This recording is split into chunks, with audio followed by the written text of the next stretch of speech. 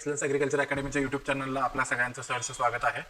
Precision agriculture जो paper 1 मधला खूप महत्त्वाचा टॉपिक आहे, थोडा टेक्निकल आहे आणि मागच्या झालेल्या 1 ऑक्टोबरच्या पेपरमध्ये जो 17 ते 18 क्वेश्चन्स त्याच्यावरती विचारले गेले होते, तर त्या टॉपिकचे एक धावती रिव्हिजन आपण बघणार आहोत. इथे कन्सेप्ट क्लिअर करणं शक्य नाही. जे काय 1-1.5 तासाचं आपलं रेकॉर्डिंग होईल त्याच्यामध्ये आपल्याला फक्त एक्झाम ओरिएंटेड जे विचारलं गेलेलं आहे आणि जे विचारलं जाऊ शकेल, ओके, त्याच्यावरती आपल्याला फक्त फोकस करायचा आहे. सो तुम्हाला सगळ्यांना याचा नक्की फायदा होईल. सो व्हिडिओ शेवटपर्यंत नक्की बघा. स्टार्ट करूया. Precision farming. Okay, precision farming चे फादर कोण आहेत? फादर ऑफ प्रिसिजन फार्मिंग तर पी रॉबर्ट. ओके, हे लक्षात ठेवा. प्रिसिजन फार्मिंग कधीपासून सुरू झालं तर अर्ली 1980 च्या आसपास. प्रिसिजन फार्मिंगला काही इतरही नावं आहेत, जसं आहे precision agriculture, digital agriculture, site specific crop management, variable rate technology farming. तर हे सगळं जे आहे याला आपण एकत्रित प्रिसिजन फार्मिंग म्हणू शकतो. ओके, पुढे डेफिनेशन बघूया. Aims at optimising profitability and protecting environment through efficient use of input based on temporal and spatial variability. Okay, आता इनपुट्सचं इफिशियंट यूज करायचं आहे.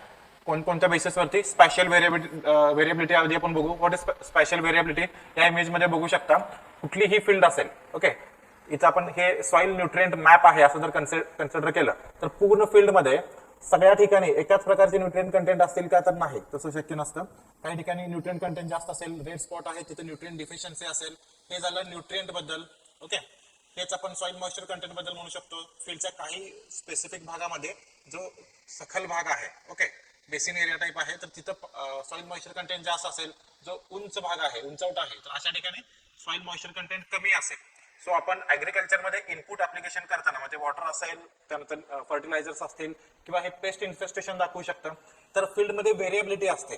सो जिथं गरज आहे तिथं जास्त अप्लाय करणं आणि जिथं गरज नाही तिथं अप्लाय नाही करणं किंवा कमी गरज असेल तर कमी अप्लाय करणं, हे जे आहे हे सगळं आपण प्रिसिजन ॲग्रिकल्चरमध्ये इन्क्लूड करतोय. दॅट इज आता जे एक्झाम्पल सांगितलं हे स्पेशल व्हेरिएबिलिटी. ओके, आता टेम्पोरल व्हेरिएबिलिटी कशाला म्हणायचं?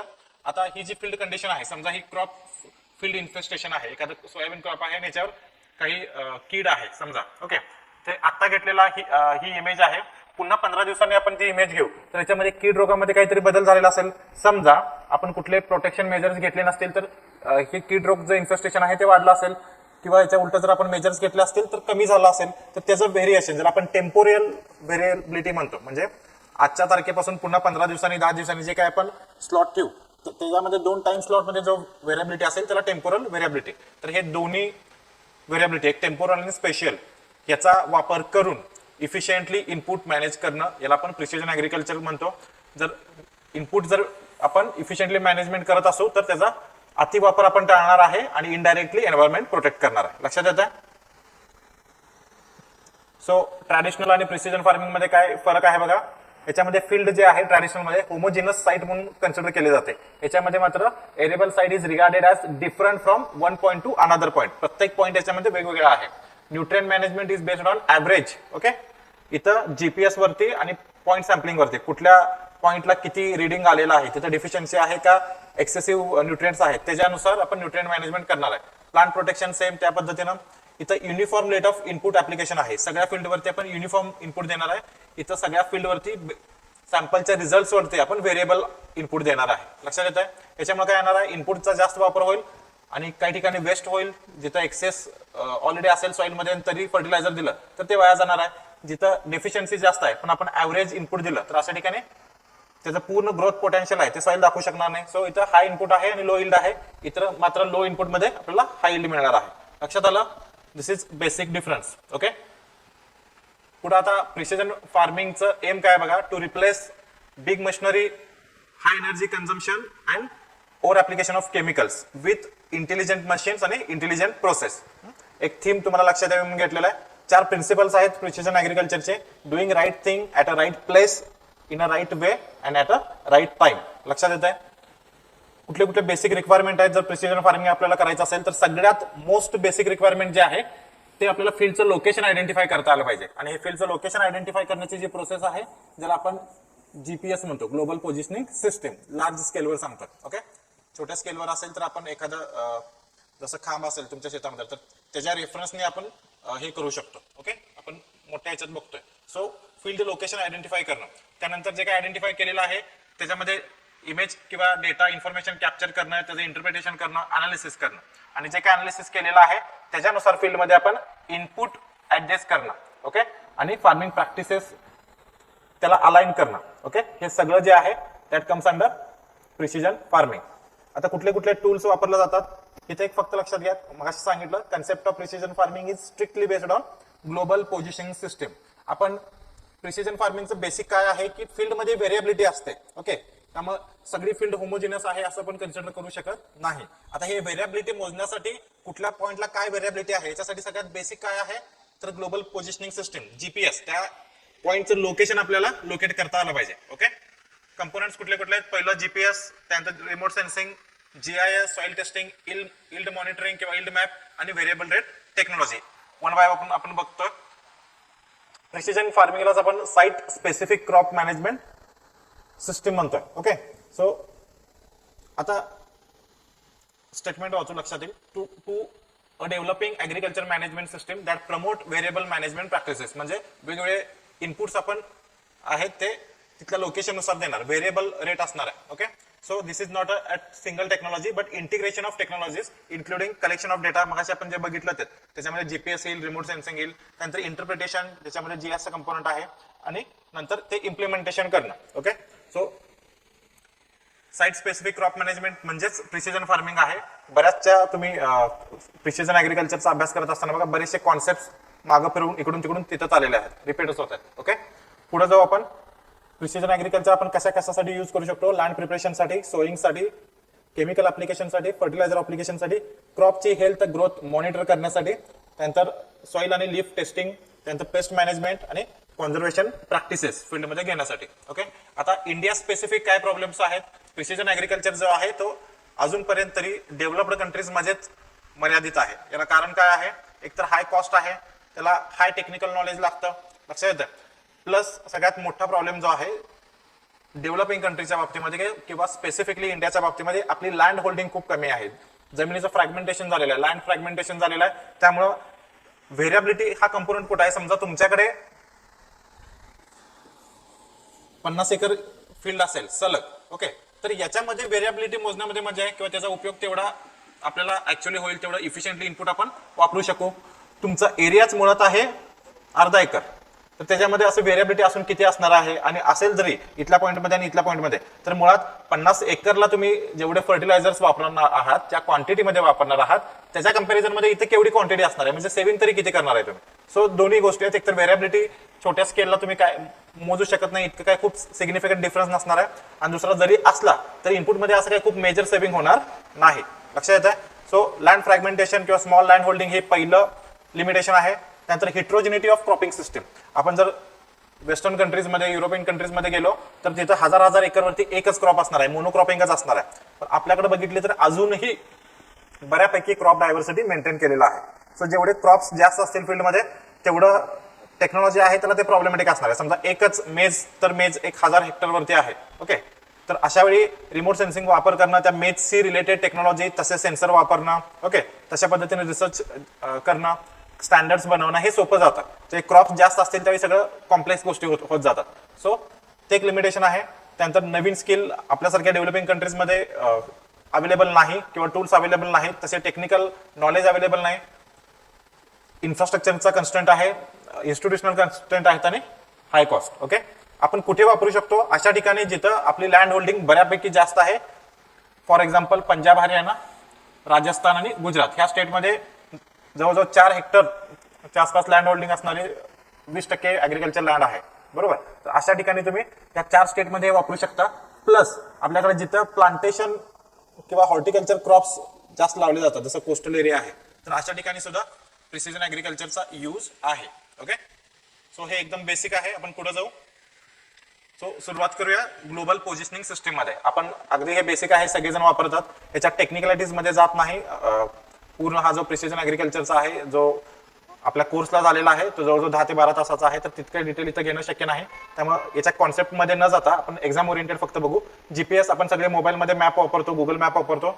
आपलं त्या मॅपवरती आपण जिथं आयडेंटिफाय होतो, आपलं लोकेशन जे आयडेंटिफाय होतं दॅट इज जीपीएसच्या सहाय्यानं, ओके. आता जीपीएस काय आहे, तर ही सॅटेलाइट बेस्ड नेव्हिगेशन सिस्टीम आहे. आकाशामध्ये मिनिमम 20 सॅटेलाइट्स लागतात. आता जीपीएस ही USA ची टेक्नॉलॉजी आहे. ते जवळजवळ ऍटलिस्ट एका वेळी 24 सॅटेलाइट अवकाशात राहतील अशा पद्धतीनं याचं वर्किंग चालतं. ओके, पण मिनिमम 20 सॅटेलाइट सुद्धा त्याला चालू शकतात. लक्षात येतं. आता याच्यामध्ये आपली 3D पोझिशन दाखवतात. 3D पोझिशनचा अर्थ काय, आपलं लॅटिट्यूड, लॉन्जिट्यूड आणि इलेव्हेशन, आपण समुद्र सपाटीपासून किती उंचीवरती आहोत, प्लस आपण जर मूव्ह करत असो तर किती व्हेलॉसिटीने आपण मूव्ह करतोय. लक्षात येत आहे. आता ही सर्व्हिस जी आहे ती 24 तास अवेलेबल आहे. जगाच्या कुठल्याही कानाकोपऱ्यात कुठल्याही वेदर कंडिशनला तुम्हाला जीपीएस वापरता येतं. असं कधी होतं काय बघा की ढगाळ हवामान आहे त्यामुळे मला गुगल मॅप मध्ये माझं लोकेशन दिसत नाही आहे, अॅक्युरसी मध्ये प्रॉब्लेम येऊ शकतो. हे कधी होणार, समजा तुमच्या इंटरनेट कनेक्टिव्हिटीमुळे ढगाळ हवामानामुळे जर प्रॉब्लेम येत असेल, काही ठिकाणी होतं पण मोस्टली सिटीत नाही, तर तुमचं अॅक्युरेट लोकेशन दाखवत नाही. गुगल मॅप जे आहे ते जीपीएस सॅटेलाइट्स प्लस आपले जे मोबाईल कम्युनिकेशन नेटवर्क्स आहेत, ओके, टॉवर्स आहेत, तर यांच्या एकत्रितपणे जास्त अॅक्युरेट दाखवतात. ओके, पण इन जनरल वेदरचा काही संबंध नाही जीपीएसशी, सगळ्या प्रकारच्या वेदरमध्ये दाखवू शकतं. ओके,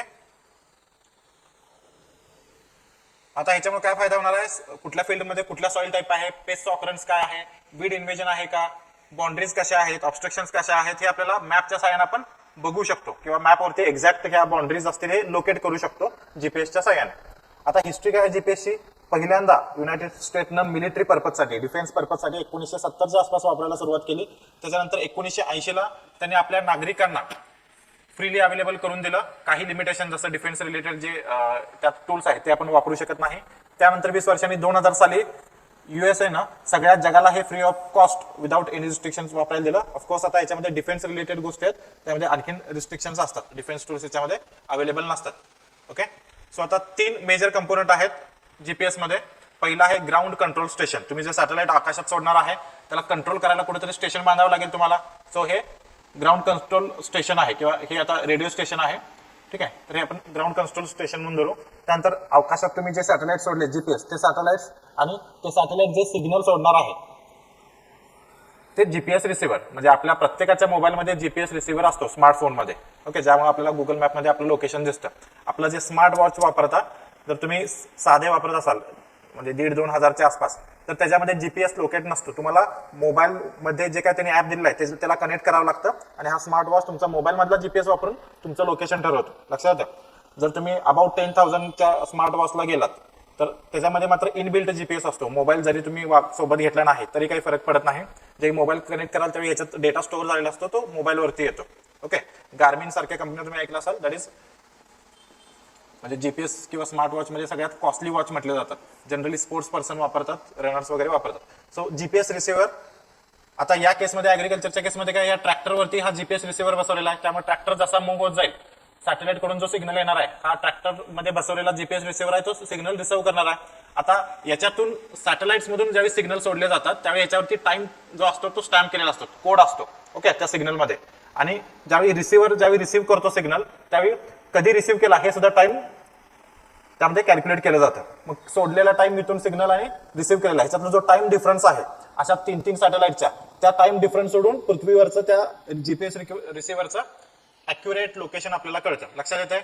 सो एखादं अॅक्युरेट लोकेशन पाहिजे असेल तर आपल्याला मिनिमम 3 सॅटेलाइट लागतात.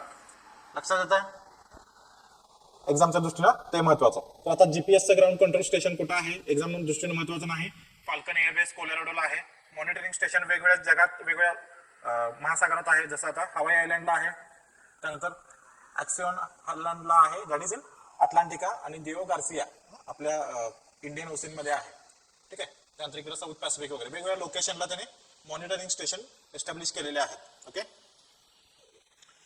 आता जीपीएस सॅटेलाइट कुठल्या ऑर्बिटला फिरतात, पहिला आहे त्यांची जी ऑर्बिट आहे ती सर्क्युलर आहे 17,440 किलोमीटरच्या अल्टिट्यूडला. आता यांची एक फेरी जी आहे, ओके, पृथ्वीला पूर्ण एक फेरी मारायला त्यांना 12 तास लागतात. लक्षात येतं. त्यानंतर हे ऑर्बिट जे आहे त्यांचं त्या इक्वेटरला 55 डिग्रीने टिल्ट आहेत. हे कशासाठी, कारण पोलर एरिया कव्हर करण्यासाठी. एक्झामला हे विचारलं जाऊ शकेल, महत्वाचं आहे. ओके, किती अल्टिट्यूडला असतं आणि इक्वेटरला किती डिग्रीनी टिल्ट आहे, 55. त्यानंतर प्रत्येक सॅटेलाइटमध्ये 4 ॲटॉमिक क्लॉक्स असतात. हे ॲटॉमिक क्लॉक्स काय असतात, मगाशी जे मी सांगितलं, सॅटेलाइट करून सिग्नल सोडत असताना त्या सिग्नलमध्ये टाइम जो आहे तो स्टॅम्प केलेला असतो. ओके, किती कुठल्या टायमिंगला हे सिग्नल सोडलं हे त्याच्यामध्ये सिग्नलमध्ये अंतर्भूत असतं. ओके, आता आपल्याला एकदम ॲक्युरेट टायमिंग जरी बघायचं असेल म्हणजे सेकंदामधला पण 1000वा भाग किंवा 1,00,000वा भाग जो असेल एवढा डिफरन्स कॅल्क्युलेट करायचा असेल तर साधी घड्याळ चालत नाही, त्याला ॲटॉमिक क्लॉक लागतात. ओके, त्यानंतर जीपीएस रिसिव्हर बद्दल सांगितलं. जे काय सिग्नल सेंड करणार आहे ते सिग्नल हा रिसिव्हर कॅच करेल. ओके, आणि त्यातल्या डिफरन्स नुसार टाइम डिफरन्स नुसार लोकेशन तो कॅल्क्युलेट करेल. सो आपल्याला लॅटिट्यूड लॉन्जिट्यूड पाहिजे असेल तर 3 सॅटेलाइटचं सिग्नल आपल्याला लागतं. त्याला आपण 2D इमेज म्हणतो किंवा 2 डायमेन्शनल पोझिशनिंग म्हणतो. याच्यामध्ये आपल्याला जर इलेव्हेशन पण पाहिजे असेल, आपण समुद्र सपाटीपासून किती उंचावरती आहोत. ओके, सो याच्यासाठी 3 पेक्षा जास्त म्हणजे मिनिमम 4 तरी आपल्याला सॅटेलाइट्स लागणार आहेत. जेवढे सॅटेलाइट जास्त असतील तेवढी तुमची लोकेशनची अॅक्युरसी जास्त असते. बऱ्याचदा बघा तुम्ही घरी असाल स्मार्ट वॉच किंवा मोबाईलमध्ये गुगल मॅप उघडलं तर अॅक्युरेट लोकेशन दाखवत नाही. असं काहीतरी गोल दाखवतं, इथं असं दाखवतं आणि असा एक एरिया दाखवतो राऊंड. हे याचा अर्थ काय की एवढ्या एरिया तुम्ही कुठेतरी आहात. सो मोर अॅक्युरेट कधी होणार, तुम्ही खिडकीत आलात किंवा गॅलरीत आलात किंवा रोडवरती आलात आणि डायरेक्ट जीपीएस सॅटेलाइट्स तुम्ही सिग्नल जे आहे ते रिसिव्ह करू शकला तुमचा स्मार्ट वॉच किंवा मोबाईल फोन, तर मॅक्झिमम सॅटेलाइट्स कॉन्टॅक्टमध्ये येतात आणि अॅक्युरेट पोझिशनिंग मिळते. सो एक्झामच्या दृष्टीने काय महत्वाचं, 3 सॅटेलाइट्स मिनिमम लागतील आपलं अर्थवरचं लोकेशन आयडेंटिफाय करायला, आणि जर इलेव्हेशन आयडेंटिफाय करायचं असेल तर मिनिमम 4 लागतात. ओके,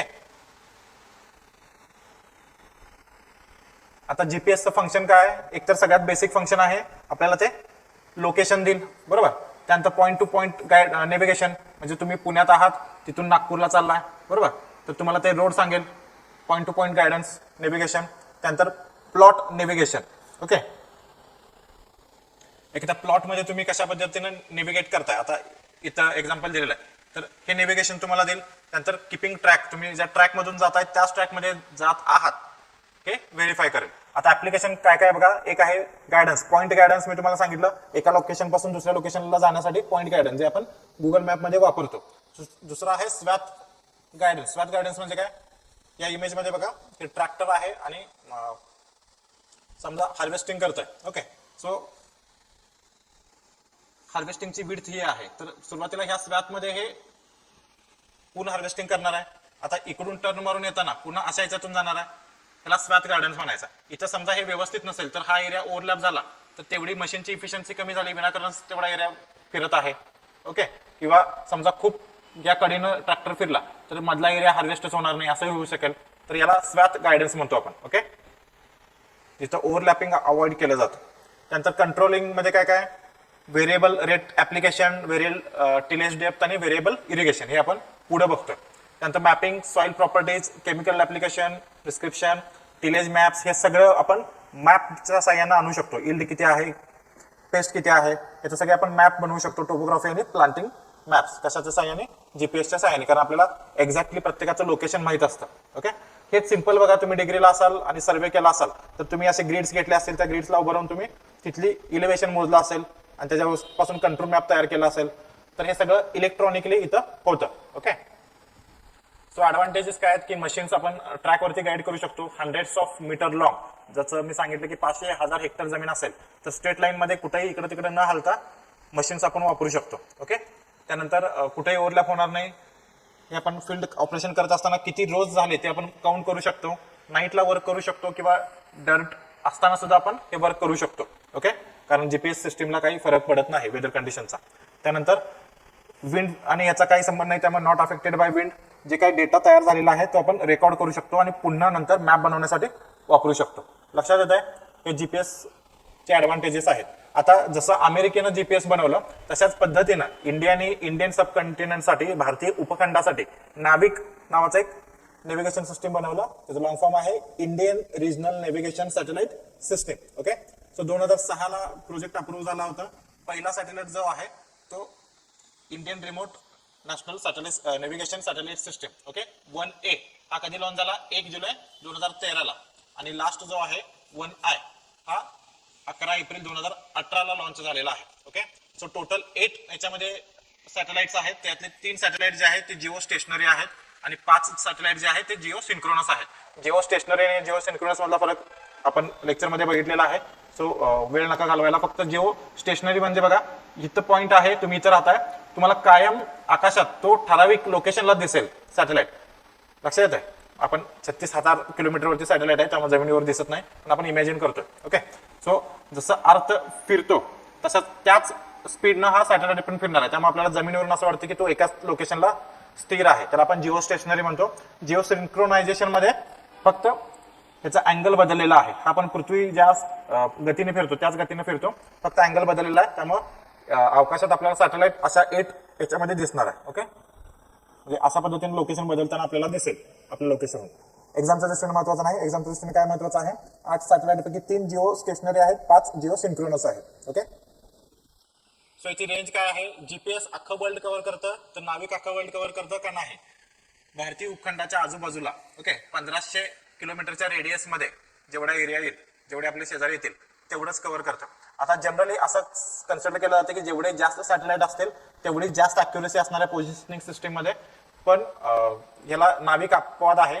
नाविक मध्ये फक्त 8 सॅटेलाइट असून सुद्धा त्याची जी अॅक्युरेसी आहे ती बिलो 20 मीटर आहे. लक्षात येत आहे. आणि जीपीएसची अॅक्युरेसी आहे ती 20 ते 30 मीटर आहे. So NavIC is more giving more accuracy related to positioning location. Okay, लक्षात येत आहे. याच्यावरती सिंपल प्रश्न विचारलेला आहे, डेफिनेशन विचारलेला आहे. Dash is a satellite and ground based radio navigation and location system that enables the user to determine very accurate locations on the surface of the earth. Okay, global positioning system. पुढे आहे remote sensing. आता नावातच आहे remote sensing म्हणजे काय, remotely sense करणं. म्हणजे आता तुम्ही इथं बसलाय, आता माझ्यासमोर बेंच आहे. ओके, आता मी त्या बेंचच्या जवळ न जाता किंवा बेंचला टच न करता किंवा बेंचच्या कॉन्टॅक्ट मध्ये न येता मी इथून माझ्या डोळ्यांनी बघून सांगतो की रेड कलरचा बेंच आहे. ओके, लक्षात येतं. तर हे रिमोटली सेन्स केलं, लक्षात येतं. सो आपले 5 सेन्सेस आहेत. तशा पद्धतीने आपण काही मशीन्स डेव्हलप करतोय. फॉर एक्झाम्पल समजा ड्रोन मध्ये कॅमेरा आहेत आणि कॅमेरामधून फील्डचे इमेजेस कॅप्चर केले. आता ड्रोन ऍक्च्युअली फील्डच्या कॉन्टॅक्ट मध्ये आला होता का नाही, तरी त्याने इमेजेस कॅप्चर केले, स्टोअर केले information. So that is remotely sense करणं. लक्षात येत आहे. सो याच्यामध्ये फॅक्च्युअल डेटा बघूया. कुणी टर्म कॉइन केली तर फिशरने कॉइन केली 1960 साली. ओके, ह्यालाच अर्थ ऑब्झर्वेशन असंही म्हटलं जातं, because it refers to obtaining information about object or area at the earth surface without being in direct contact. लक्षात येत आहे, with the object or area. तर अशा पद्धतीनं सूर्य आहे तर सूर्याची किरण जमिनीवरती, झाडांवरती किंवा पिकांवरती किंवा बिल्डिंग्सवरती पडल्यानंतर काही एनर्जी आहे ती रिफ्लेक्ट होईल.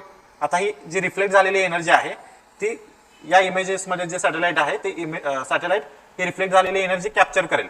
किंवा समजा इथं आपण ड्रोन फिरवत असू तर हा ड्रोन ही रिफ्लेक्टेड एनर्जी जी आहे ती कॅप्चर करेल. सिंपल याच्यामध्ये लक्षात येतं. सो 2 पद्धतीचे सॅटेलाइट्स इथे वापरू शकतो आपण रिमोट सेन्सिंग मध्ये. एक आहे polar satellites, sorry geostationary satellite. हे आपण रिमोट सेन्सिंग मध्ये नाही वापरत, कम्युनिकेशन सॅटेलाइट म्हणून वापरलं जातं कारण जास्त हाईट वरती असतात. इनसॅट सिरीज मध्ये येतात. आपण पोलर ऑर्बिटिंग सॅटेलाइट्स वापरतो ज्याची हाईट एक्झाम्पलला विचारू शकतो 550 ते 1600 किलोमीटर. ओके, तर कुठलं एक्झाम्पल आहे, लँडसॅट आहे अमेरिकेचा, त्यानंतर स्पॉट आहे फ्रान्सचं आणि इंडियन रिमोट सेन्सिंग सॅटेलाइट इंडियाचे. हे 3 नावं लक्षात ठेवा, याच्यावरती प्रश्न येऊ शकतो. जिओ स्टेशनरी किंवा कम्युनिकेशन सॅटेलाइट आहेत ते मी जसं सांगितलं की फिक्स लोकेशनला असतील आणि जसं पृथ्वी फिरेल त्या स्पीडनं फिरतील. आता एवढ्या लांबून फोटो आणि ह्या डेटाला काही इम्पॉर्टन्स नसतो 36,000 किलोमीटरवरून. हे कशासाठी वापरतात, आपले मोबाईल फोन वगैरे जे आहेत, कम्युनिकेशन जे आहे तर त्याच्या सिग्नलिंगसाठी हे वापरलं जातं. ओके, आता रिमोट सेन्सिंग सॅटेलाइट्स मध्ये किंवा ड्रोन्स मध्ये जे सेन्सर वापरतात ते कुठल्या पद्धतीचे असतात. तर पहिला आहे ऍक्टिव्ह रिमोट सेन्सिंग. नावात आहे ऍक्टिव्ह आहे म्हणजे हे स्वतः लाईट किंवा एनर्जी सोर्स इमिट करतात. ओके, जसं रडारच्या बाबतीमध्ये बघितलं तर रडार काय करतं, रेडिओ सिग्नल पाठवतं. आता रेडिओ सिग्नल पाठवल्यानंतर ज्या कुठल्या पदार्थाला ते धडकेल तर धडकून परत जे रेडिओ सिग्नल येतील ते कॅप्चर करणार, किती रेडिओ सिग्नल आले ओके आणि किती वेळानंतर आले याच्यावरून त्या पदार्थाचं स्ट्रक्चर, त्याचं लोकेशन आयडेंटिफाय केलं जाईल. म्हणजे बघा शत्रू प्रदेशात आपलं जे विमान जातं त्यावेळी शत्रूचं रडार जे आहे ते आपलं विमान आयडेंटिफाय करतं. मग त्याचा स्पीड किती आहे, कुठल्या दिशेने येते वगैरे वगैरे. ओके, सो या रडारमध्ये स्वतः ते रेडिओ सिग्नल सोडतं. So that is active sensor. आता काही सेन्सर असे असतील की ज्याची कॅपॅसिटी नाही स्वतः एनर्जी सोडायची, ते काय करतं, सूर्यानं जे सोडलेले एनर्जी आहे किंवा सूर्यप्रकाशामधून रिफ्लेक्ट झालेली जी एनर्जी आहे ती कॅप्चर करते. आता त्याला आपण पॅसिव्ह सेन्सर म्हणणार. पॅसिव्ह सेन्सरचा आता लिमिटेशन्स काय असेल, फक्त दिवसाच हे डेटा कॅप्चर करू शकता, कारण रात्री सूर्य नसेल, त्यामुळे रिफ्लेक्टेड एनर्जी त्या सेन्सरला मिळणार नाही. ओके, सो रडारच्या बाबतीमध्ये रेडिओ सिग्नल वापरले जातात. लिडार नावाचा एक सेन्सर आहे, त्याच्यामध्ये लाईट वापरला जातो. ओके, सो स्वतःची लाईट असेल, सो लाईट सोडल्यानंतर ते रिफ्लेक्शन होऊन परत कधी येतं त्याचा टायमिंग डिफरन्स बघितला जातो, आणि जो टायमिंग डिफरन्स आहे गुणिले speed of light. Okay, per second साधारणपणे 3 लाख किलोमीटर आहे, तर त्याच्यावरून डिस्टन्स काढलं जातं लिडारमध्ये.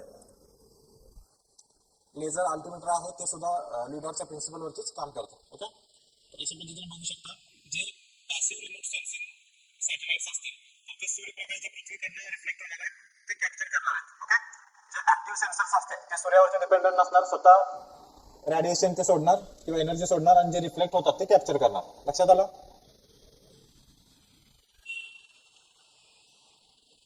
सो सूर्यप्रकाश वापरून जे करतात तर आपण पॅसिव्ह सेन्सर म्हणतो.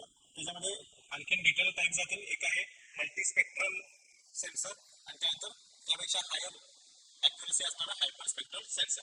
ओके, आता स्टेप्स काय काय बघा रिमोट सेन्सिंग मध्ये. पहिलं म्हणजे एनर्जी सोर्स ऑर इल्युमिनेशन. पॅसिव्ह मध्ये सूर्यप्रकाश असणार आहे, ऍक्टिव्ह मध्ये त्याचा स्वतःचा सोर्स असणार आहे.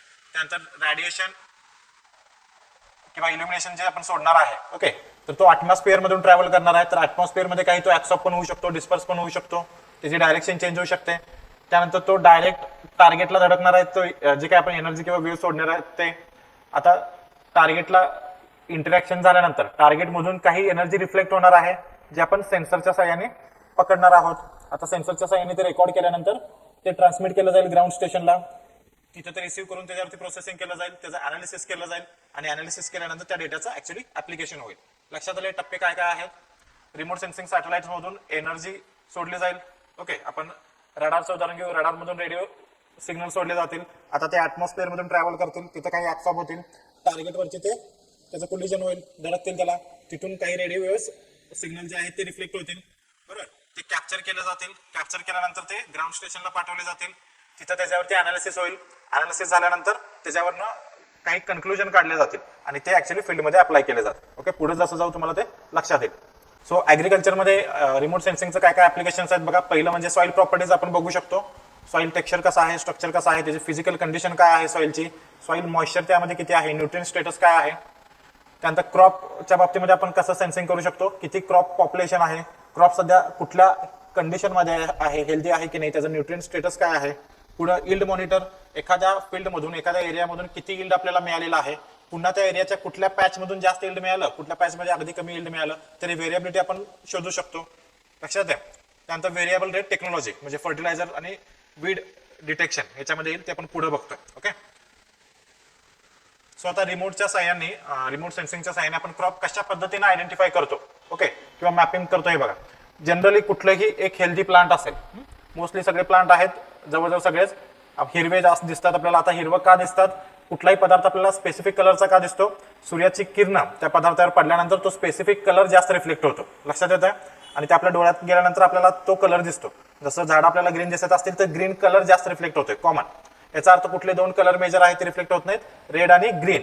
Okay, so generally healthy plant असेल त्याच्यामध्ये क्लोरोफिल कंटेंट जास्त असणार. क्लोरोफिल कंटेंट जास्त असेल तर ग्रीन कलर किंवा ग्रीन बँड जो आहे तो जास्त रिफ्लेक्ट होईल, आणि त्याच्या बरोबरच इन्फ्रारेड बँड जो आहे तो सुद्धा जास्त रिफ्लेक्ट होणार आहे. लक्षात येतंय? आता इन केस समजा त्या पिकाला पाण्याची कमतरता असेल तर अशा केसमध्ये काय होणार आहे की वॉटर स्ट्रेस कंडिशन मध्ये असेल, त्यामुळे क्लोरोफिल कंटेंट जो आहे तो तितकासा प्लांटमध्ये अवेलेबल नसणार आहे. ओके, सो जर क्लोरोफिल कमी असेल तर अशा वेळी आता काय होणार आहे, ग्रीन बँडचं आणि इन्फ्रारेड बँडचं जे आहे ते रिफ्लेक्शन कमी होणार आहे, आणि रेड आणि ब्ल्यू बँड जो आहे त्याचं रिफ्लेक्शन वाढणार आहे इमेजेसमध्ये. लक्षात आहे? तर त्याच्यावरून आपण आयडेंटिफाय करू शकतो की पाण्याची कमतरता आहे किंवा पर्टिक्युलरली एखादा इन्सेक्ट पेस्टचं इन्फेस्टेशन आहे. ओके, थोडक्यात क्रॉप हेल्दी नाही. तर हे सगळं दिलेलं आहे.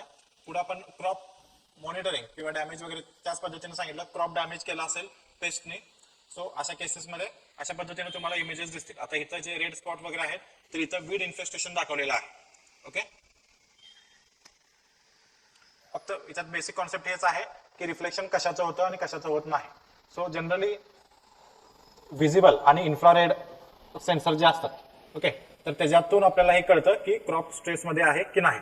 ह्या इमेजमध्ये बघा ही पूर्ण हेल्दी कंडिशन आहे. 1.5 महिन्यानंतरची इमेज काही स्ट्रेस जाणवतो, आणि त्याच्यानंतर एक 15 दिवसाची इमेज आहे ज्याच्यामध्ये स्ट्रेस वाढलेला आहे. Okay, so healthy vegetation contains large quantity of chlorophyll. त्यामुळे हेल्दी क्रॉप्समध्ये ब्ल्यू आणि रेड पार्टचा रिफ्लेक्टंट स्पेक्ट्रम जो आहे तो कमी असणार आहे आणि क्लोरोफिल असलेला ग्रीन पार्ट जो आहे त्याचं रिफ्लेक्टन्स जास्त असणार आहे. लक्षात येत आहे. सो ग्रीन आणि नियर इन्फ्रारेड स्पेक्ट्रल रिजन मध्ये रिफ्लेक्टन्स हाय असतो. ही कॉन्सेप्ट फक्त लक्षात ठेवा म्हणजे तुम्हाला लक्षात येईल. ओके, याच्यावरती प्रश्न देता येईल, उत्तर देता येईल. त्यानंतर स्ट्रेस आणि डॅमेज क्रॉप्स मध्ये काय बघा, याच्यामध्ये क्लोरोफिल कंटेंट कमी असणार आहे त्यामुळे त्याचा रिफ्लेक्टन्स कमी असणार आहे. सो त्याच्या कंपॅरिझन मध्ये ब्ल्यू आणि रेड स्पेक्ट्रमचा रिफ्लेक्टन्स वाढणार आहे. आणि हे मोजलं कशात जातं तर normalised differential vegetation index. Okay, तो काय मोजतो, ratio of reflected infrared to red wavelength. आता ज्यावेळी हेल्दी असतं त्यावेळी इन्फ्रारेडचं रिफ्लेक्शन जास्त असणार आहे रेड पेक्षा, त्यामुळे हा रेशिओ मोठा असतो. तर त्याच्यावरून NDVI इंडेक्स वरून आपण क्रॉप हेल्दी आहे की नाही हे ठरवलं जातं. ओके, पॉज करून हा क्वेश्चन वाचा. त्याचं आन्सर जे आहे ते 4th आहे. ओके, म्हणजे सिंपल आहे. याच्यामध्ये रिमोट सेन्सिंगचे युजेस काय आहेत असं विचारलेलं आहे. हे सगळे युजेस आहेत. आपण पुढे जाऊ. Remote sensing, GIS, GPS are all such powerful technologies which enhance sustainable agriculture towards precision farming. Simple पुस्तकातलं स्टेटमेंट उचललंय आणि प्रिसिजन फार्मिंग बाजूला काढलंय. फक्त एवढंच लॉजिक लावायचं. रिमोट सेन्सिंग हे सगळे कशाशी रिलेटेड आहेत तर प्रिसिजन फार्मिंगशी रिलेटेड आहेत. सो ते आन्सर आहे. ओके, आता रिमोट सेन्सिंगचे काही स्पेसिफिक ऍप्लिकेशन्स आहेत ऍग्रिकल्चर सर्व्हेमध्ये. आता 2 प्रकारचे किंवा 3 प्रकारचे सर्वे आपण घेऊ शकतो किंवा याच्यानुसार युटिलिटीनुसार आणखीन काही सर्वेचे प्रकार आहेत. आपण ऍग्रिकल्चर पॉईंट ऑफ व्ह्यू बघू. एक आहे क्रॉप सर्वे. याच्यामध्ये क्रॉप रिलेटेड जेवढ्या गोष्टी आहेत, क्रॉपला आयडेंटिफाय करणं, त्याचा एरिया मोजणं, क्रॉप कुठल्या स्टेजमध्ये आहे, त्याचा विगर किती आहे, त्याची डेन्सिटी किती आहे, ओके, त्याची ग्रोथ रेट काय आहे आणि इल्ड किती निघू शकतं, हे सगळं क्रॉप सर्वे मध्ये येणार आहे. ह्याच्या पुढे जाऊन आपण रेंज सर्वे करतोय. ओके, एखाद्या मोठ्या एरियावरती जिथं फॉरेस्ट आहे, ऍग्रिकल्चर आहे, तर फॉरेस्ट असेल तर कुठल्या टाईपचं फॉरेस्ट आहे, त्याची कंडिशन काय आहे, ओके, फॉरेस्टची कॅरिंग कॅपॅसिटी किती आहे, त्यानंतर त्याच्यामध्ये सीझनल चेंजेस कसे होतात फॉरेस्टमध्ये, ओके, त्यानंतर तिथली सॉइल फर्टिलिटी काय आहे, तिथं सॉइल मॉइश्चर कंटेंट किती आहे, इन्फेस्टेशन काही आहे का, तर हे सगळं रेंज सर्वेमध्ये कॅल्क्युलेट केलं जातं. म्हणजे मोगम तुम्ही असं लक्षात ठेवू शकता, क्रॉप सर्वेमध्ये ऍग्रिकल्चर रिलेटेड सगळ्या गोष्टी लिमिटेड एरियामध्ये आपण बघतोय आणि रेंज सर्वेमध्ये एरिया वास्ट आहे आणि वास्ट एरियामध्ये फॉरेस्ट असेल किंवा आणखीन काही जिओग्राफिकल गोष्टी असतील तर त्या आणि त्याचे डिटेल्स आपण बघण्यासाठी रेंज सर्वे वापरतो. आता सॉइल फर्टिलिटी, सॉइल मॉइश्चर हे दोन्हीकडे येणार, कारण ऍग्रिकल्चर आणि फॉरेस्ट दोन्हीसाठी हे महत्वाचं आहे. पुढचा आहे लाईव्ह स्टॉक सर्वे. याच्यामध्ये कुठलं पॉप्युलेशन कुठं आहे, किती आहे, कॅटल असेल, शिप असेल, पीक पॉप्युलेशन, त्यांचं एज, सेक्स डिस्ट्रीब्युशन कसं आहे, त्यानंतर ॲनिमल बिहेवियर कसं आहे, डिसीज आयडेंटिफाय वगैरे हे सगळं आपण याच्यामध्ये लाईव्ह स्टॉक सेन्सेसमध्ये करू शकतो किंवा फार्म बिल्डिंगचे टाइप्स वगैरे कुठले कुठले आहेत. याच्यावरती प्रश्न काय विचारला आहे, areas of specific application of remote sensing in agriculture surveys are, okay, तर हे चारही येतात. नंतर प्रश्न निवांत वाचा पॉज करून. सो याचा आन्सर जे आहे ते 4th आहे. पुढे बघा, in remote sensing which of the following is not applicable in range survey. So carrying capacity simply book मधून आहे जसा प्रश्न विचारलेला आहे आणि प्रश्न तयार केला आहे. Carrying capacity, location, wild life inventory आणि क्रॉप विगर. तर मी तुम्हाला सांगितलं की क्रॉप विगर आहे स्पेसिफिकली ऍग्रिकल्चर साठी आहे. So that is comes under crop survey. Range survey मध्ये ते येत नाही. सो आन्सर आहे क्रॉप विगर. ओके, थोडं फास्ट घेतोय, खूप डिटेल मध्ये आपण नाही जाऊ शकत, तेवढा वेळ आपल्याला नाही. पुढचा सिलेबसचा पॉईंट आहे इमेज प्रोसेसिंग. आता इमेज प्रोसेसिंग जेव्हा आपण म्हणतो त्यावेळी मुळात इमेज कशांपासून बनते हे लक्षात घ्या. कुठल्याही इमेजचा जो छोटासा पार्ट असतो ज्याला आपण पिक्सल म्हणतो ते बेसिक युनिट झालं. ओके, म्हणजे इथं तुम्ही बघत असाल हे मांजराचं चित्र आहे, तर याच्यातला हा पोर्शन जर बाजूला काढला तर त्याच्यामध्ये अशा पद्धतीनं पिक्सल्स आहेत. लक्षात येत आहे. हा डोळ्याचा जो पोर्शन आहे तो बाजूला काढलाय, लक्षात येत आहे, थोडं मॅग्निफाय केला तर हा एक बेसिक युनिट झाला. आता ह्या इमेजेसमध्ये जेवढे पिक्सल जास्त असतील तेवढ्या या इमेजची क्लिअरिटी जास्त असणार आहे. लक्षात येत आहे. सो एखादा मित्राला म्हणतो तुझ्या मोबाईलची क्लिअरिटी जास्त आहे, तर क्लिअरिटी जास्त आहे म्हणजे काय, एवढ्याच एरियामध्ये किंवा तुमच्या स्क्रीनमध्ये, मोबाईल स्क्रीन असेल किंवा टीव्ही स्क्रीन असेल, HD टीव्ही आहे, फुल HD टीव्ही आहे, याचा अर्थ काय, तेवढ्याच्या एरियामध्येच मॅक्झिमम पिक्सल्स आहेत. जेवढे पिक्सल जास्त असतील तेवढे मायन्यूट डिटेल्स कॅप्चर करता येतील आपल्याला. लक्षात येत आहे. So pixel smallest single component of a digital image. आता ज्यावेळी आपण टीव्ही किंवा स्क्रीनच्या बाबतीमध्ये म्हणतो की स्टँडर्ड डेफिनेशन स्क्रीन आहे, हाय डेफिनेशन स्क्रीन आहे, HD आहे, फुल HD आहे, याचा अर्थ काय, पिक्सल्स बघा म्हणजे एवढे डायमेन्शन्स असतात.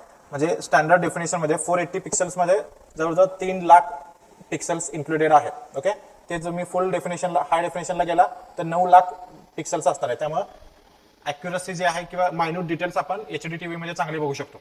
त्याच्याही पेक्षा चांगलं बघायचं असेल तर हाय डेफिनेशन, तिथं जवळजवळ 20 लाख पिक्सल्स तुम्हाला भेटतील एकाच सेम साईजच्या इमेजेसमध्ये. त्यामुळे कितीही झूम केला तरी इमेज फाटत नाही, उलट जास्त डिटेल्स तुम्हाला दिसतात. ओके, त्याच्या पुढे जाऊन अल्ट्रा HD आहे 4Kचं आणि 8Kचं. ओके, सो इथं पिक्सल जसे वाढत जातात तसं मोर डिटेल्स आपल्याला दिसणार आहे.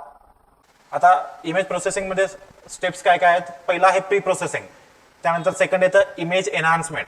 तर प्री प्रोसेसिंग म्हणजे बघा बऱ्याचशा आता कॅमेराज मध्ये बाय डिफॉल्ट सेटिंग्स असतात, म्हणजे लाईट कंडिशन कमी असेल तर त्या पद्धतीने ऍडजस्ट करून इमेजेस कॅप्चर केलं जातं. ओके, आता कॅप्चर केल्यानंतर काही प्री प्रोसेसिंग आहेत, त्यातलं थोडं ब्लरीनेस वगैरे आला असेल तर आपण काढतो, थोडं ब्राईटनेस वाढवतो सॉर्ट ऑफ. त्यानंतर पुढचं स्टेप येतं इमेज एनहान्समेंट. समजा काही असं धुक्यासारखे हेझी अपीअरन्स दिसत असेल, ब्ल्यू स्टिंट वगैरे दिसत असेल तर ते काढून इमेज क्लिअर केली जाते. लक्षात आहे? सो हे थोडं नेक्स्ट लेवलचं आहे प्री प्रोसेसिंगच्या कम्पॅरिझन मध्ये. तर आपण इमेज एनहान्समेंट म्हणणार. एक्झामच्या दृष्टीने काय महत्वाचं, फक्त ही टेक्निक कशाशी संदर्भात आहे असा प्रश्न येऊ शकतो. So grey level stretching is related to image enhancement, एवढंच लक्षात ठेवा. त्यानंतर आता इमेज आपण घेतली, ती क्लिअर पण केली. आता त्याचं क्लासिफिकेशन करावं लागेल. इमेजेस मध्ये काय काय फीचर्स आहेत. ओके, तर दोन पद्धतीने आपण क्लासिफाय करू शकतो. पहिला आहे सुपरवाइज्ड क्लासिफिकेशन आणि दुसरा आहे अनसुपरवाइज्ड क्लासिफिकेशन. याच्यामध्ये खूप डिटेलमध्ये जायची गरज नाही. सुपरवाइज्ड क्लासिफिकेशन मध्ये काय केलं जातं, आपल्याला त्या इमेज मधला एखादं लोकेशन माहित असतं. ओके, समजा फील्डची इमेज ड्रोन मधून घेतलेली आहे, तर तुम्हाला माहित आहे की ह्या 3 रो मध्ये समजा ऊस लावलेला आहे, त्यानंतर त्याच्या बाजूच्या एक 4-5 रो मध्ये राईस लावलेला आहे. लक्षात येत आहे? सो त्याच्या इमेज घेतल्यानंतर तुम्हाला जे तुम्ही नोन आहात, तुम्हाला त्यातले फीचर्स जे माहित आहे, तर त्याच्यानुसार त्या फीचर्स त्या इमेजेस मध्ये कसे दिसतात हे आपल्याला एकदा कळालं तर तशा पद्धतीने दिसणारे जिथं जिथं फीचर्स आहेत त्या सगळ्यांना आपण ऊस किंवा पॅडी सारखं असेल तर पॅडी म्हणू शकतो. लक्षात येतं? त्यामुळं एखाद्या इमेजेस मध्ये एखादी स्पेशल प्रॉपर्टी आहे, म्हणजे समजा इथं खांब आहे किंवा एखादी इथं बिल्डिंग आहे, तर बिल्डिंग आपल्याला इथं आहे माहित आहे इमेजेस मध्ये, तर त्यामध्ये इमेज कशी आल्या हे आपण आयडेंटिफाय केलं की तसे कुठे याच्यात इमेजेस दिसतात तर ती बिल्डिंगची इमेज आहे हे असं आपण गृहीत धरू शकतो. अशा पद्धतीनं इमेजेस क्लासिफाय केले जातात. त्याला सुपरवाइज्ड सिस्टीम म्हणतात. ह्याच्यामध्ये ह्युमन डायरेक्टली इन्व्हॉल्व असतात. ओके, पुढे आहे अनसुपरवाइज्ड. ह्याच्यामध्ये काय करतं, हे काम कम्प्युटरच करतं. सेम पिक्सल्स असणारे जे इमेजेस आहेत ते एकत्र करतं. ओके, आणि तसा डेटा आपल्या समोर ठेवतं. आणि ते समोर ठेवल्यानंतर जे एक्सपर्ट असतात या गोष्टीमधले, तर ते हे जे क्लस्टर्स बनवलेले आहेत सेम दिसणारे, तर त्याच्यानुसार हे अनालिस्ट जे आहेत तर त्याला त्या फीचरला नाव देतात. ओके, सो हे दोन हे आहेत. खूप डीप मध्ये याच्यामध्ये जाऊ नका, फक्त 2 टाइप्स आहेत एवढंच लक्षात घ्या. त्यानंतर जे काही आपण फीचर्स आयडेंटिफाय केले ते आपण एक्स्ट्रॅक्ट करणार आहे. याच्यामध्ये बायो जिओ फिजिकल पॅरामीटर्स पण आपण मेजर करू शकतो. म्हणजे नॉट नेसेसरी की जमिनीवरचे सगळे फीचर्स मोजले पाहिजेत. वातावरणामध्ये, हवामानामध्ये किती ओझोन आहे, किती बाष्प आहे, ओके, त्याचं टेम्परेचर काय आहे, असे फीचर्स सुद्धा याच्यातून आपण मेजर्स करू शकतो. आणि हे सगळे फीचर्स एकत्र करून आपण जिओग्राफिकल इन्फॉर्मेशन सिस्टीम मध्ये टाकणार आहे आणि त्याच्यापासून आपल्याला जे अप्लाइड डेटा मिळणार आहे एक्झिक्युशनसाठी तो आपण नंतर वापरणार आहोत. ओके, लक्षात येत आहे?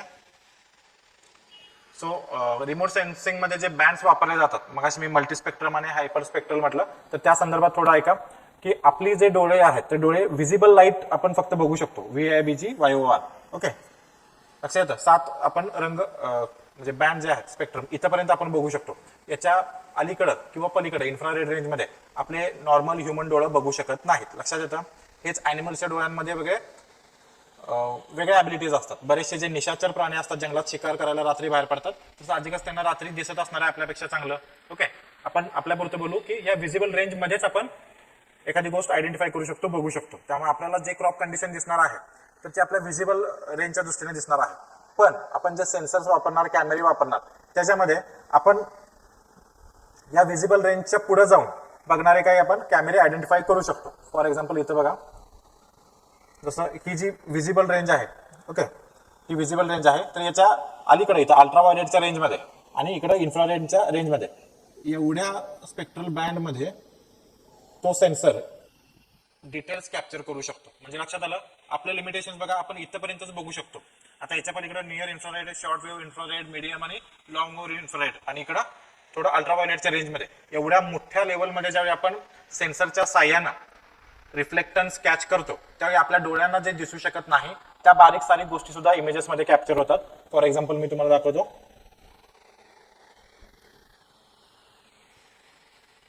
म्हणजे ग्रेडिंग सॉर्टिंग मध्ये बघा ऍपल हे नॉर्मल इमेज आहे, जसे आपल्या मोबाईलमध्ये वगैरे दिसते RGB, ओके, किंवा त्याला व्हिज्युअल म्हणू शकतो. तर तुम्हाला रफली थोडं जास्त इथं प्रेस झाल्यासारखं दिसतंय, थोडं प्रोजेक्शन आल्यासारखं, बरोबर. त्यानंतर इकडं काहीच वाटत नाही आपल्याला, किंवा खाली पण काही डॅमेज असेल आपल्याला लक्षात येत नाही. पण हेच आपण हायपर स्पेक्ट्रल किंवा मल्टीस्पेक्ट्रल इमेजेस मधून बघू, त्यावेळी काय होतं की जिथं जिथं डॅमेज झालेला आहे तिथं डार्क एरिया आपल्याला दिसतोय, किंवा इथं जो लीफ आहे लीफ मधले न्यूट्रिएंट कंटेंट पण दिसत आहेत. लक्षात येत आहे की आपल्या उघड्या डोळ्याने आपण बघू शकत नाही, कारण लीफ मध्ये आपल्या डोळ्याने आपण फक्त ग्रीन कलरच आयडेंटिफाय करतो. पण ज्यावेळी बँड जास्त असतो त्यावेळी त्यामधला रेडिश आणि सगळे कलर इथं आयडेंटिफाय होतात. लक्षात येतं. त्यामुळे मल्टीस्पेक्ट्रल किंवा हायपर स्पेक्ट्रल सेन्सर मधून अशा गोष्टी आपल्याला लक्षात येतात जे नॉर्मल डोळ्याने आपण बघू शकत नाही. ओके, सो एक्झामच्या दृष्टीने काय महत्वाचं, नॉर्मल व्हिजन पेक्षा मल्टीस्पेक्ट्रल कॅमेरा किंवा सेन्सर हा जास्त अॅक्युरेट किंवा जास्त माहिती देतो, आणि मल्टीस्पेक्ट्रल पेक्षा हायपर स्पेक्ट्रल हा आणखीन जास्त माहिती देतो. ओके,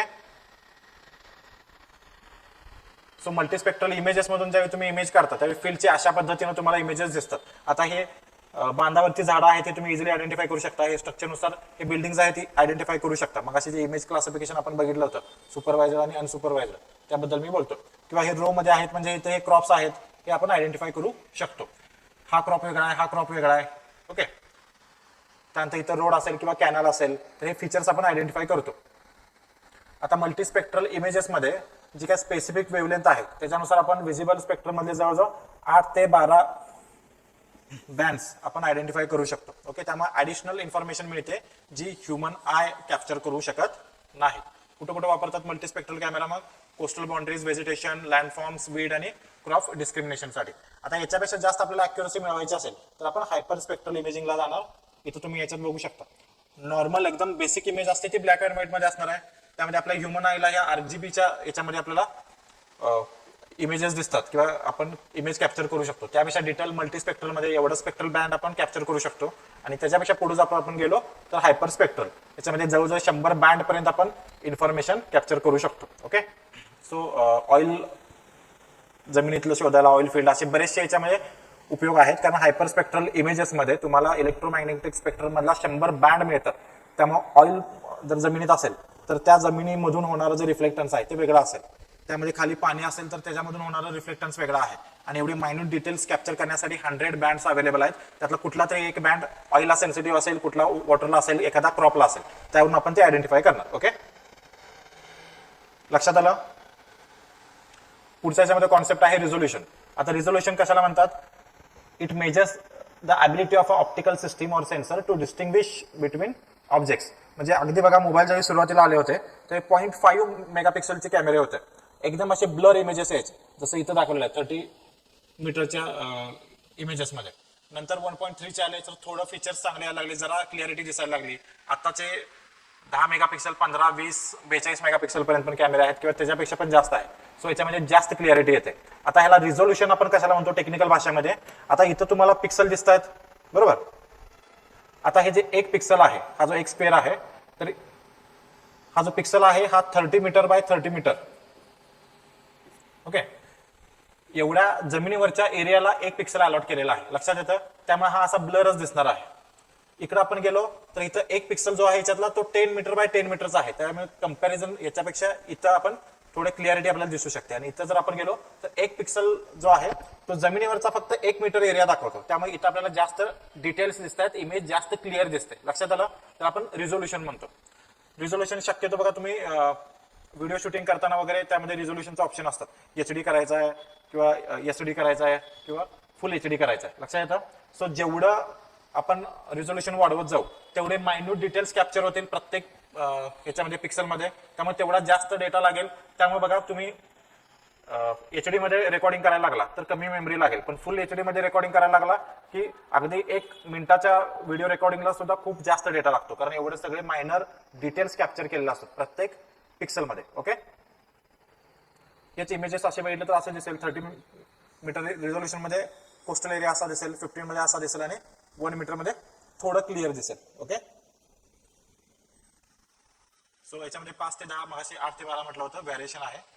त्यानंतर हायपर स्पेक्ट्रल मध्ये 100 बँड्स अवेलेबल असतात. ओके, त्यानंतर types of resolution, special resolution म्हणजे जागेचे स्मॉल स्मॉल डिटेल्स मिळणं, आता आपण जे बघितलं ते. त्यानंतर स्पेक्ट्रल रिझोल्युशन, कुठले किती स्पेक्ट्रल वापरलेत आपण त्यानुसार किती डिटेल्स इमेजेस मिळतील हे ठरेल. ओके, म्हणजे मल्टिपल स्पेक्ट्रल पेक्षा हायपर स्पेक्ट्रल मध्ये जास्त आपल्याला क्लिअरिटी मिळेल. आणि टेम्पोरल म्हणजे मग असे जसं सांगितलं की एकदा सॅटेलाइट येऊन गेल्यानंतर त्या एरियावरून पुन्हा फिरून जावी त्याच लोकेशन सॅटेलाइट येईल, तर काहीतरी टाइम निघून गेलेला असेल, 12 तास असेल, 24 तास असेल, 8 दिवस असतील, तर हे वेगवेगळ्या टाइम मध्ये आपण तो डेटा कॅप्चर केला तर आपण टेम्पोरल म्हणतो. सो पुन्हा ज्यावेळी तिथं सॅटेलाइट किंवा आपण ड्रोन घेतला असेल मॅन्युअली, तर पुन्हा ज्यावेळी तिथे येईल त्याला रिटर्न टाइम म्हणतो आपण किंवा रिव्हिजिट टाइम म्हणणार. ओके, तर हे टाइप्स झाले. आता इमेज प्रोसेसिंगचे ऍप्लिकेशन्स काय आहेत बघा. प्लांटला डिसीज कुठले कुठले झाले ते आपण आयडेंटिफाय करू शकतो. त्यानंतर फ्रूट सॉर्टिंग करणे किंवा क्लासिफाय करण्यासाठी आपण वापरू शकतो. मग अशी इमेजमध्ये तुम्हाला एक्झाम्पल सांगितलं. त्यानंतर प्लांट कुठल्या कुठल्या स्पेसिस फील्डवरती आहेत हे आपण आयडेंटिफाय करू शकतो. प्रिसिजन फार्मिंगमध्ये याचा उपयोग आहे. त्यानंतर क्रॉप आणि लँडचा असेसमेंट करू शकतो. आणि जसं प्लांट आपण आयडेंटिफाय करू शकतो तशाच पद्धतीनं फील्डमध्ये असणारे बीट्स जे आहेत ते आपण आयडेंटिफाय करू शकतो. ओके, पुढे जाऊ इमेज इंटरप्रिटेशन. इमेज घेतल्यानंतर आपण ते इंटरप्रिट कसं करतो. तर पहिला आहे व्हिज्युअल इंटरप्रिटेशन. आपण डोळ्यांनी बघूनच सांगू शकतो की हे जे स्ट्रक्चर दिसतंय हे बहुतेक फार्म हाऊस आहे, हे बॉर्डरला लावलेली झाडं आहेत, इथं रो मध्ये दिसत आहेत हे सगळे क्रॉप्स आहेत. So that is visual interpretation. याच्यामध्ये पहिला एलिमेंट आहे तो आहे टोन. थोडं टेक्निकल आहे, जिथं एक्झामच्या दृष्टीने महत्वाचं आहे तिथं मी सांगतो. टोन म्हणजे काय, त्या फीचरचा कलर किंवा त्याचा ब्राईटनेस किती आहे हे मोजणं. त्यानंतर साईज झालं, शेप झालं. टेक्स्चर म्हणजे काय, ते फीचर आहे ते रफ आहे का स्मूथ आहे हे आपण बघणं. असोसिएशन म्हणजे काय, कशाच्या जवळ आहे. ओके, हे आता फील्ड बाउंड्री असेल आणि इथं जर असं तुम्हाला झाडं दिसत असतील तर हे बाउंड्रीवरती जनरली लावणारे मोठे मोठे ट्रीजच असतील, बरोबर. So association. त्यानंतर त्याची शॅडो पडली असेल तर शॅडोवरून पण आपण आयडेंटिफाय करू शकतो ते फीचर काय आहे ते. ओके, त्यानंतर पॅटर्न, जसं रो मध्ये जर स्पेशल अरेंजमेंट असेल तर जनरली ते क्रॉप आपण शो केलेलं आहे, हे मॅन्युअली करणं झालं. त्यानंतर डिजिटली आपण कम्प्युटरच्या सहाय्याने हे इमेज इंटरप्रेट करू शकतो. ओके, पुढचा पोर्शन आहे जिओग्राफिकल इन्फॉर्मेशन सिस्टीम, ज्याला आपण प्रिसिजन फार्मिंगचा ब्रेन म्हणतो. आपण जे काय आतापर्यंत बघितलं, रिमोट सेन्सिंग, जीपीएस वगैरे ज्या टेक्नॉलॉजीज बघितल्या, व्हेरिएबल रेट टेक्नॉलॉजी, हे जे काय आपण डेटा मिळवणार आहे ते डेटा एकत्र करून त्याच्यावर ज्यावेळी आपण प्रोसेसिंग करतो, ओके, तर त्याला जिओग्राफिकल इन्फॉर्मेशन सिस्टीम म्हणतो. म्हणजे रिमोट सेन्सिंग हा एक भाग झाला, तर जिओग्राफिकल इन्फॉर्मेशन सिस्टीम मध्ये ते सगळं इन्क्लुडेड आहे. ओके, सो कंपॅरेटिव्हली ही ब्रॉड टर्म झाले. त्याच्यामध्ये सॉफ्टवेअर, हार्डवेअर सगळं आलं. Okay, so it consists of hardware and software database system used to capture, store, retrieve, manipulate and analyze and display in map like form, specially reference to geographical information. Okay, so brain कशाला म्हणतात असा प्रश्न येईल, तो GIS ला म्हणतात. कधी begun झाला हा प्रश्न येऊ शकतो, 1960 ला झाला. ठीक आहे, आता याची जी इन्फॉर्मेशन आहे, ओके, तर ही आपण एकदा स्टोअर केल्यानंतर ती वारंवार यूज करू शकतो. आपण पुढचा टॉपिक बघतोय तो जिओग्राफिकल इन्फॉर्मेशन सिस्टीम. आता नावातच आहे, ही सिस्टीम आहे, याच्यामध्ये सगळे आपण वापरत असलेले सेन्सर्स असतील, सॅटेलाइट्स, हे हार्डवेअर आलं, ह्याला अनुषंगाने असणारे सॉफ्टवेअर्स असतील, त्याच्यातून आपण इमेज घेणार, डेटा घेणार, अनालिसिस करणार, प्रोसेस करणार, ही सगळी जी संकल्पना आहे ही एका जिओ इन्फॉर्मेशन सिस्टीम मध्ये बसते. ओके, सो ही ब्रॉड कन्सेप्ट आहे. याला प्रिसिजन फार्मिंगचा ब्रेन म्हटलं जातं.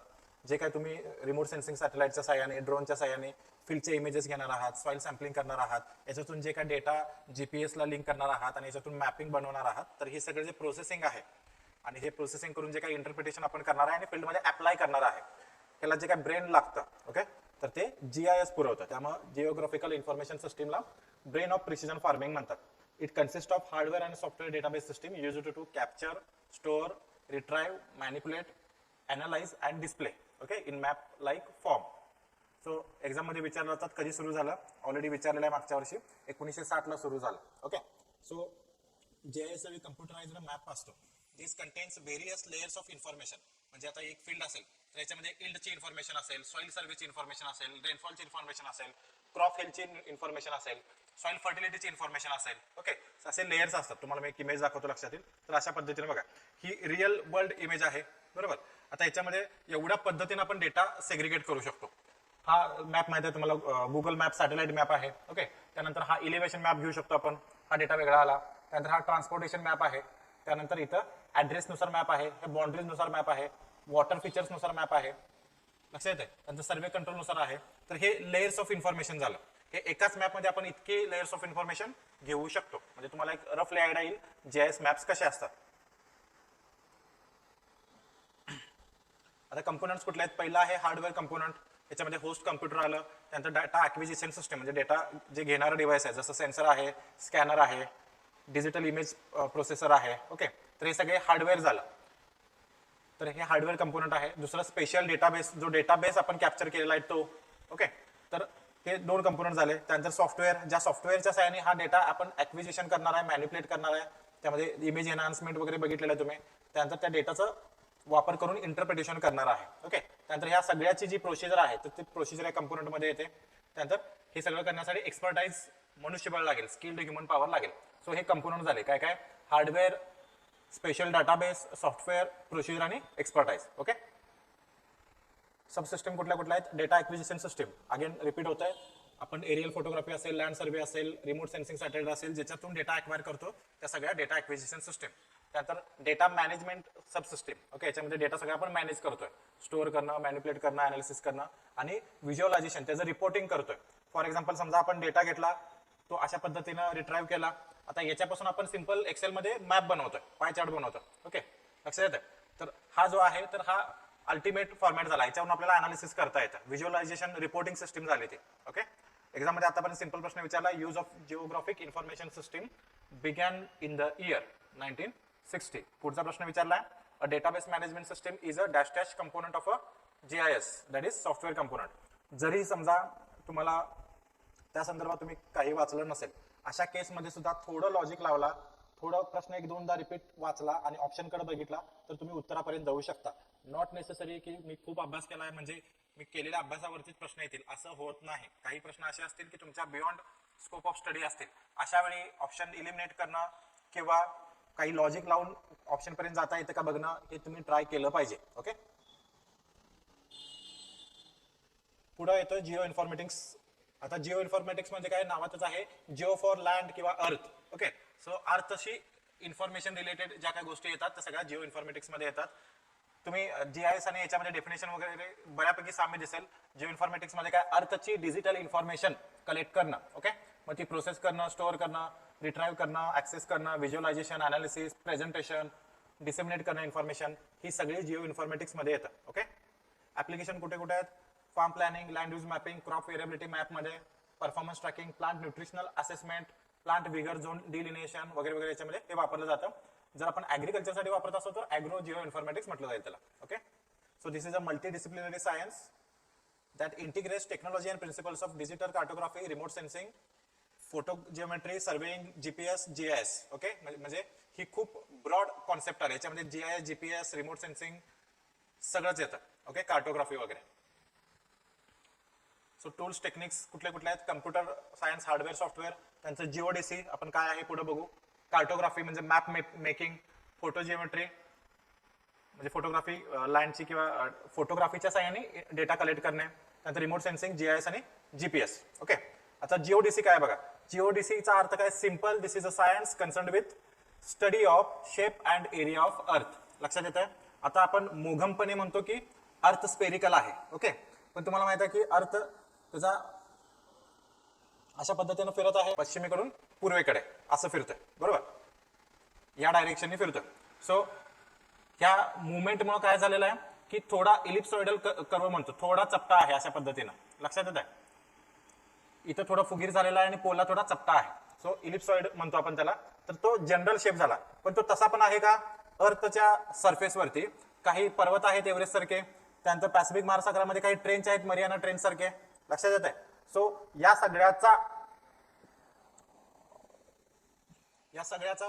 काय म्हणतो आपण त्याला, समावेश आपण जनरल करत नाही. आपण जनरली स्पेरिकल म्हणतो, इथलं इलिप्सॉइडल म्हणतो. पण ज्यावेळी तुम्ही सर्वे करता, मॅपिंग करता किंवा अशा हायली ऍडव्हान्स टेक्नॉलॉजीसाठी वापर करता, त्यावेळी मोर ऍक्युरेट डेटा तुम्हाला मिळणं अपेक्षित असतं. लक्षात येतं. सो अशा वेळी GODC हे आपल्याला मदतीला येतं. त्याच्यामध्ये अर्थच्या शेपचा आणि एरियाचा एकदम डिटेल स्टडी केलेला असतो. Okay, so it is a scientific discipline that deals with measurement and representation of earth. याच्यामध्ये 2 ब्रांचेस आहेत. पहिला आहे gravimetry, it determines the shape of the अर्थ.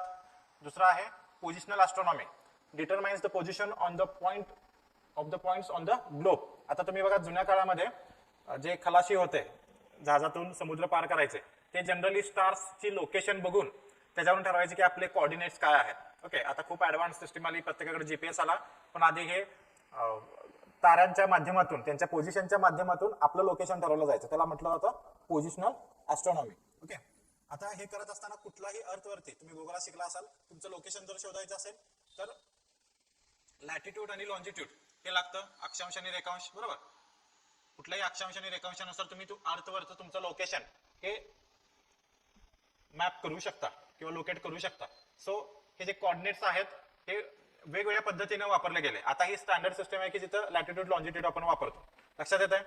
सो याच्यामध्ये डेटम जो आहे तो काय आहे, रेफरन्स पॉइंट. ओके, आपल्या एक्झामच्या दृष्टीने एवढंच लक्षात ठेवा, the referencing is achieved to datum. म्हणजे आता लॉन्जिट्यूडच्या बाबतीत बघा की 0 डिग्री लॉन्जिट्यूड कुठनं गेला आहे, आता इथं युरोप नाही आहे, इथं आहे. ओके, तर इथं ब्रिटन मधून गेलेला आहे तो, लक्षात येतो, तो 0 डिग्री आहे. तर हे एक रेफरन्स पॉइंट झाला. तर अशीच एक ऑर्गनायझेशन आहे ओपन जिओस्पेशियल कॉन्सोर्टियम, ज्याला OGC असं आपण म्हणतो. So this is international not for profit organisation committed to making quality open standards for global geospatial community. म्हणजे जिओस्पेशियल हे काय आपण जिओ इन्फॉर्मेटिव्ह GODC वगैरे शिकतो, याच्या रिलेटेड जे काही स्टँडर्ड्स आहेत ही कमिटी बनवते.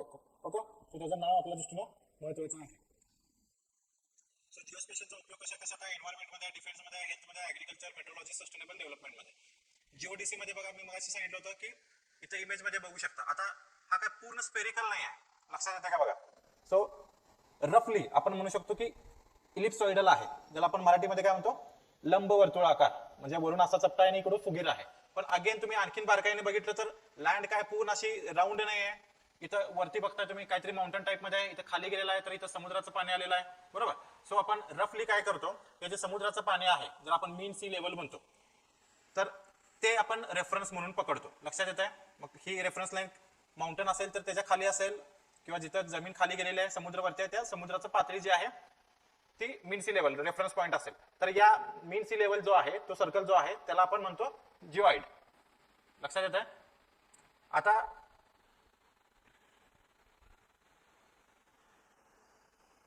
so surface of the earth with its topography is far too irregular to be convenient basis on computing positions. Okay, so surveyor reduces their observation to a gravitational surface which approximate mean to mean sea level. त्यामुळे बऱ्याचदा बघा आपण reading घेताना समुद्र सपाटीपासून घेतो, मीन sea level पासून घेतो. सो अशा इक्वी पोटेन्शियल सरफेसला म्हणजे मीन सी लेवलला आपण जिओइड असं म्हणतो. ओके,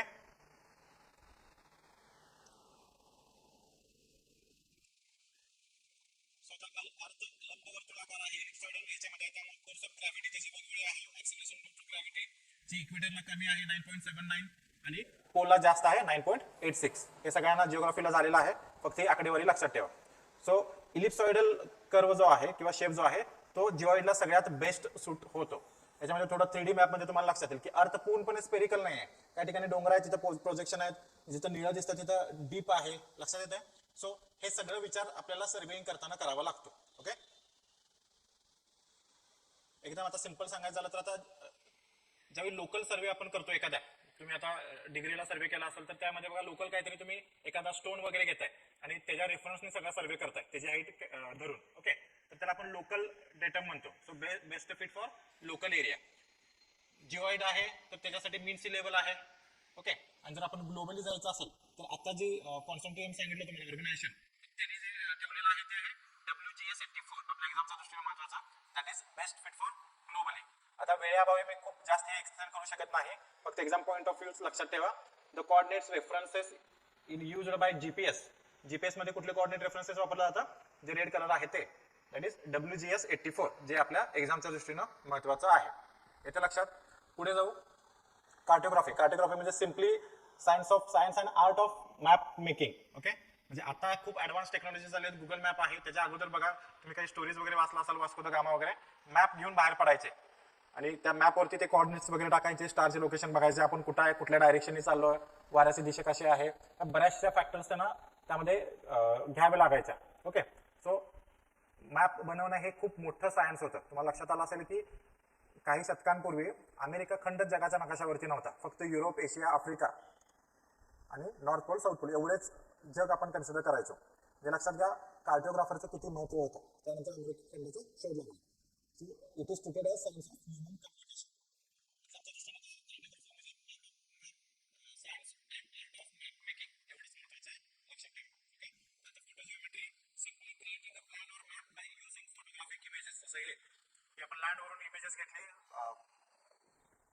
ॲग्रिकल्चर लँडची किंवा स्लोपची किंवा हिलची, हेच आपण ड्रोन मधून किंवा एअर बलून्स मधून किंवा एअरक्राफ्ट मधून इमेजेस घेतले, हे फोटो गॅमेट्री. ओके, याला म्हटलं जातं. So it is used in terrace farming agriculture मध्ये to determine distance between country sides हे प्रॉपर्टीज ऑफ हिल एरिया. लक्षात येतं, नावातच आहे फोटो म्हणजे सिंपल फोटोग्राफिक इमेज. मग ग्राउंड वरनं काढलेला असो किंवा एरियल असो, हे एरियाला हे ग्राउंड आहे. प्रश्नाच्यावरती काय विचारलं, earth observation from dash dash provide synoptic view of large area. नावातच आहे सिनॉप्टिक व्ह्यू, खूप उंचावरून असे लार्ज एरिया आपल्याला कुठल्या प्रकारच्या इमेजेस मधून मिळतील अर्थचं. तर स्पेक्ट्रल रिफ्लेक्टन्सचा काय संबंध नाही, मायक्रोवेव्ह रेडिएशनचा पण संबंध नाही, नियर इन्फ्रारेड रेडिएशन पण संबंध आहे. ओके, सॅटेलाइट प्लॅटफॉर्म वरून जर आपण इमेजेस घेतली तर सिनॉप्टिक व्ह्यू मिळतो. ओके, लार्ज एरियाचा. लक्षात येत आहे अशा पद्धतीने. आता हे कुठं कॅलिफोर्नियामध्ये जंगलातला बनवा लागला होता त्यावेळी सॅटेलाइट मधून ही घेतलेली इमेज आहे. लक्षात येत आहे. आता टूल्स अँड टेक्निक बघू प्रिसिजन फार्मिंग साठी कुठले कुठले. पहिला आहे इल्ड मॉनिटरिंग किंवा इल्ड मॅप्स. याचा अर्थ काय, एखाद्या फील्ड कंडिशन मध्ये आता हार्वेस्टिंग चालू आहे तर त्या फील्ड मध्ये कुठल्या स्पेसिफिक लोकेशनला किती इल्ड मिळालं. लक्षात आलं, ओव्हरऑल 10 हेक्टर मध्ये मला समजा 10 टन उत्पादन मिळालेलं आहे, पण त्या 10 हेक्टरच्या कुठल्या पॅच मध्ये किती उत्पादन मिळालेलं आहे हे आपण काढू शकलो. तर कुठे जास्त उत्पादन मिळालेलं आहे, कुठे कमी उत्पादन मिळालं हे आपण मॅप करू शकतो. त्याला आपण इल्ड मॉनिटरिंग म्हणतो. लक्षात येत आहे. सो ह्याची गरज काय, एकतर आपण अशा पद्धतीने इल्ड मॉनिटर करू शकलो ओके बिफोर हार्वेस्टिंग, तर याच्यात काय होणार आहे, आपल्याला इल्डचं फोरकास्टिंग करता येईल लार्ज एरियावरती. त्यानंतर क्रॉप इन्शुरन्ससाठी हा डेटा महत्वाचा असतो. आता हेच जे आहे इल्ड मॉनिटरिंग किंवा फोरकास्टिंग आता सध्या फील्ड सर्वेच्या सहाय्याने केलं जातं. किंवा तुम्ही ऍग्रिकल्चर डिपार्टमेंटला कृषी सहाय्यक वगैरे असाल तर तुम्हाला माहित असेल, क्रॉप कटिंग एक्सपेरिमेंट घेतले जातात प्रत्येक गावनी आहे. ओके, आता इथं प्रॉब्लेम्स काय, बऱ्याचदा फील्डवरती लोकांची संख्या कमी असते, त्यामुळे व्यवस्थित एक्सपेरिमेंट होत नाहीत, काही ह्युमन एरर राहतात, या गोष्टींसाठी खूप जास्त पैसा आणि वेळ खर्च होतो. हेच आपण टेक्नॉलॉजीच्या सहाय्याने कमीत कमी खर्चात करू शकतो. ओके, सो इल्ड मॉनिटर करण्यासाठी किंवा इल्ड मॅप बनवण्यासाठी अशा पद्धतीने आपल्याला हार्वेस्टर लागेल. त्या हार्वेस्टरवरती जीपीएस असला पाहिजे आणि काही सेन्सर्स असले पाहिजेत. लक्षात येत आहे. जसं आता हा हार्वेस्टर आहे ओके, ह्याच्यावर जीपीएस बसवलेला आहे, त्यामुळे तो जिथं फील्डवरती फिरेल तिथलं लोकेशन कॅप्चर होईल. त्यासाठी अँटेना वगैरे आहे. आता हा हार्वेस्ट केल्यानंतर जे ग्रेन्स इथे येऊन पडणार आहे त्या ग्रेनचा फ्लोचा रेट जो आहे त्याच्यासाठी ग्रेन फ्लो सेन्सर बसवलेला आहे. ओके, आता हा ग्रेन पडत असताना त्याच्यातलं मॉइश्चर कंटेंट सुद्धा मेजर केलं जातं आणि या दोन्हीच्या साह्यानं या पर्टिक्युलर लोकेशन वरती जे जिथं जीपीएस सांगेल त्या कोऑर्डिनेट्स वरती किती इल्ड आलं हे नोट डाऊन होतं किंवा रेकॉर्ड होतं डिजिटली. लक्षात येतं. मग हे सगळे पॉइंट्स काढून आपण काय करू शकतो, टोटल मॅप वरती कुठल्या पॉइंटला किती इल्ड मिळालं हे आपण काढू शकतो. याच्यावरती प्रश्न काय विचारले जातात, खालीलपैकी कोणते कंपोनेंट इल्ड मॉनिटरिंग मध्ये वापरले जातात किंवा वापरले जात नाहीत. ओके, सो कुठले कुठले कंपोनेंट आहेत बघा. एक आहे ग्रेन फ्लो सेन्सर. सांगितलं तुम्हाला हार्वेस्टिंग नंतर त्या स्ट्रक्चर मध्ये ग्रेन पडत असताना ग्रेन फ्लोचा रेट जो आहे तो मोजला जातो. त्यानंतर ग्रेन मॉइश्चर सेन्सर, त्यामध्ये मॉइश्चर किती आहे हे मोजला जाईल आणि या दोघांच्या साह्यानं ऍक्च्युअली वेट काढलं जाईल. त्यानंतर क्लीन ग्रेन इलेव्हेटरचं स्पीड किती आहे हे बघितलं जाईल. ओके, त्यानंतर जीपीएस अँटेना त्यामध्ये असणार आहे. इल्ड मॉनिटर डिस्प्ले असणार आहे. ओके, कोऑर्डिनेट्सच्या साह्यानं जीपीएस त्याला लावलेला असेल आणि ओव्हरऑल त्या डिव्हाइसच्या हार्वेस्टरचं ट्रॅव्हल स्पीड किती आहे ते मोजण्यासाठी सेन्सर असेल. लक्षात येतं. तर एवढेच सेन्सर असतात किंवा कंपोनेंट्स इल्ड मॅपसाठी किंवा इल्ड मॉनिटरिंगसाठी वापरले जातात. दुसऱ्या याच्यामध्ये आहे एक्झामच्या दृष्टीने महत्वाचं इल्ड मॉनिटरिंग विचारलेलं आहे.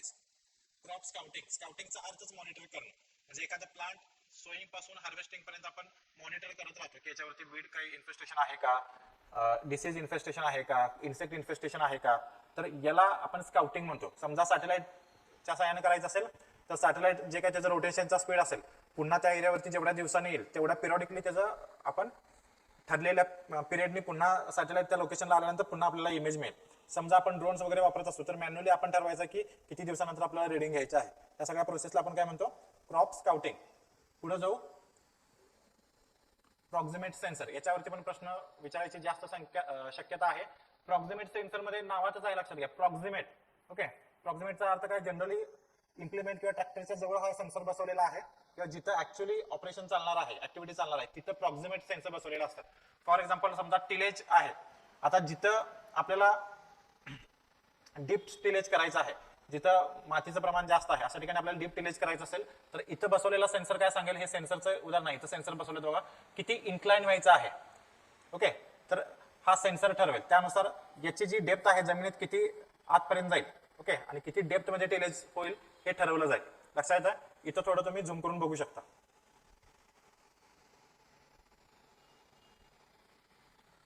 हा शेअर पॉईंट आहे. तर इथं बसवलेला सेन्सर हे ठरवेल की किती इन्क्लाइन आत जायचं आहे आणि किती डेप्थने इलेज ऑपरेशन करायचं आहे. ओके, तर असं जे सेन्सर्स असतात तर आपण प्रॉक्सिमेट सेन्सर्स म्हणतात. हे इम्प्लिमेंट आणि सॉइलच्या जवळ असतील, त्यामुळे या सेन्सरचं काम काय आहे असा प्रश्न विचारला जाईल की खालीपैकी प्रॉक्सिमेट सेन्सरच्या साह्याने कुठलं काम किंवा काय आयडेंटिफाय करू शकतो. तर हे नायट्रोजन स्टेटस, त्यांचं न्यूट्रिशनल स्टेटस, इलेज डेप्थ, मॉइश्चर कंटेंट सॉइल मधला आणि सॉइलचा पीएच, हे सगळं आपण आयडेंटिफाय करू शकतो. ओके, पुढचा आहे ग्रीड सॅम्पलिंग. नावातच आहे, मोबाईल कॅमेरामध्ये पण बघा ग्रीड असा ऑप्शन असतो. ग्रीड असा ऑप्शन टाकलं की त्या कॅमेरामध्ये डिस्प्लेला असे लाईन्स दिसतात, जसं आपल्या इमेजेस मध्ये आहेत तशा पद्धतीनं.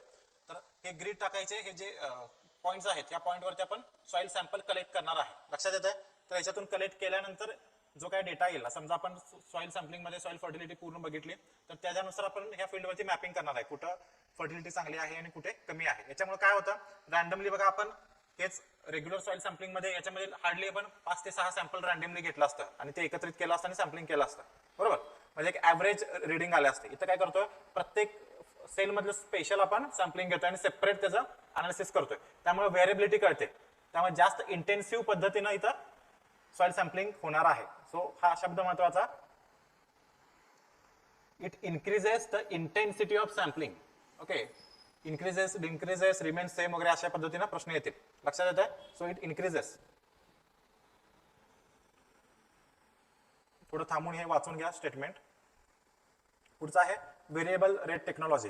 म्हणजे आता आपण सगळं बघितलं, सॉइल वरती फर्टिलिटी मॅप टाकला की रेड आहे तिथं फर्टिलिटी कमी आहे, ग्रीन आहे तिथं ऑलरेडी न्यूट्रिएंट कंटेंट खूप चांगला आहे, अशा पद्धतीनं. पण याचा उपयोग काय?